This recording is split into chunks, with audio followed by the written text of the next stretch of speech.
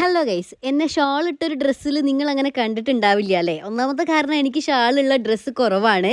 രണ്ടാമത്തെ കാരണം എനിക്ക് ഷാൾ ഇടാൻ അത്ര ഇഷ്ടമല്ല. എങ്ങനെയുണ്ടെന്ന് പറയണേ. ഞാനിപ്പോൾ ഡ്രസ്സിന്റെ ലിങ്ക് വേണമെന്നുണ്ടെങ്കിൽ താഴെ ഞാൻ കൊടുത്തേക്കാം. ഇതൊരു കോട്ടൺ ചുരിദാറാണ്, നല്ല സ്റ്റാൻഡേർഡ് ആണ് കേട്ടോ കാണാൻ. കാവടി തുള്ളി ഞാനിപ്പോൾ പോകുന്നത് എനിക്ക് ബുഗാഡി സ്റ്റഡ് അടിക്കാൻ വേണ്ടിയിട്ടാണ്. അപ്പൊ നിങ്ങൾ വിചാരിക്കും എന്താണ് ഈ ബുഗാഡി സ്റ്റഡ്? ഇപ്പൊ 2 ദിവസമായിട്ട് ഇൻസ്റ്റാഗ്രാമിന് ട്രെൻഡിങ് ആയിട്ട് ഓടിക്കൊണ്ടിരിക്കുന്ന ഒന്നാണ് ഈ ബുഗാഡി. അതായത് നമ്മുടെ കാതിന്റെ ഏറ്റവും ടോപ്പിലായിട്ട് സ്റ്റഡ് അടിക്കുന്നതിനാണ് ബുഗാഡി സ്റ്റഡ് എന്ന് പറയുന്നത്. ആ റീൽസ് കണ്ട് പ്രാന്തായതാണ് സത്യം പറഞ്ഞ എനിക്ക്. അത് കണ്ടത് മുതൽ എനിക്കും ഈ സ്റ്റഡ് അടിക്കണം എന്നുള്ള ത്വര, ആഗ്രഹങ്ങളൊക്കെ അപ്പം നിറവേറ്റിരിക്കണം നമ്മള്. അല്ലെങ്കിൽ എന്നെ പോലെ നാളെ നേരം വെളുക്കുമ്പോഴേക്കും അതിന്റെ ത്രില്ല് അങ്ങ് പോയി കിട്ടും. ഒരോളത്തിനങ്ങ് രണ്ടും കൽപ്പിച്ച് ഏട്ടനും കൂട്ടി ഇറങ്ങി പുറപ്പെട്ടതാണ് ഞാൻ. പക്ഷെ സത്യം പറയട്ടെ, ഇവിടെ എത്തി ആ കസേരയിൽ അങ്ങ് ഇരുന്നപ്പോഴേ എന്റെ കൈ കാലും കൂട്ടിമുട്ടാൻ തുടങ്ങി. കുത്താതെ തിരിച്ചു പോയാലോ എന്ന് വരെ ചിന്തിച്ചതാണ് ഞാൻ. പക്ഷെ ഈ ഒരു പോക്ക് പോയാൽ ഇനി ഒരു തിരിച്ചുവരം ഉണ്ടാവില്ല ശശി എന്നുള്ള അവസ്ഥയായി പോകും ഞാൻ. അതുകൊണ്ട് സകലമാന മുത്തപ്പന്മാരെയും കാരണവന്മാരെയും ദൈവങ്ങളെയും പടച്ചോനെയും മനസ്സിൽ വിചാരിച്ച് ഞാൻ അങ്ങ് ഇരുന്ന്. വേദന ഇല്ലാത്തത് കൊണ്ട് ആറ്റിറ്റ്യൂഡ് ഇട്ട് ഇരിക്കുകയാണെന്ന് നിങ്ങൾ ആരും തെറ്റിദ്ധരിക്കരുത്. സത്യം പറഞ്ഞ കിളി പോയി ഇരിക്കുകയാണ്. നമ്മുടെ ചെവിയുടെ തരുണാസ്ഥി സ്ഥിതി ചെയ്യുന്ന ഒരു സ്ഥലം ആയതുകൊണ്ട് തന്നെ അത്യാവശ്യം നല്ല വേദന ഉണ്ടായിരുന്നേ. അത് കുത്തി കഴിഞ്ഞപ്പോൾ ഞാൻ പിന്നെ വലിയ മീനാവാൻ തുടങ്ങിട്ടോ. അതാ വീണ്ടും വടായി പൊട്ടിക്കാൻ തുടങ്ങി. ഇപ്പൊ എന്റെ 2 ചെവിയിലും 2 പ്ലാസ്റ്റിക് കോലുകൾ അവശേഷിക്കുന്നുണ്ട്.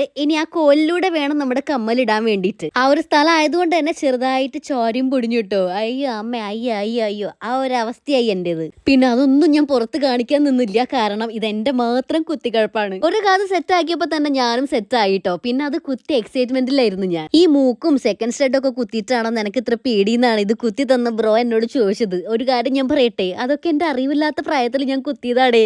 അപ്പം നമ്മുടെ യുദ്ധം അങ്ങനെ അവസാനിച്ചിരിക്കുകയാണ്. ഞാൻ എന്തായാലും ഹാപ്പി, എനിക്ക് ഒരുപാട് ഇഷ്ടമായി. നിങ്ങൾക്ക് ഇഷ്ടപ്പെട്ടോ? അപ്പൊ ഇതാണ് കുത്തി തന്ന ആള് കേട്ടോ. അപ്പൊ ടാറ്റാ.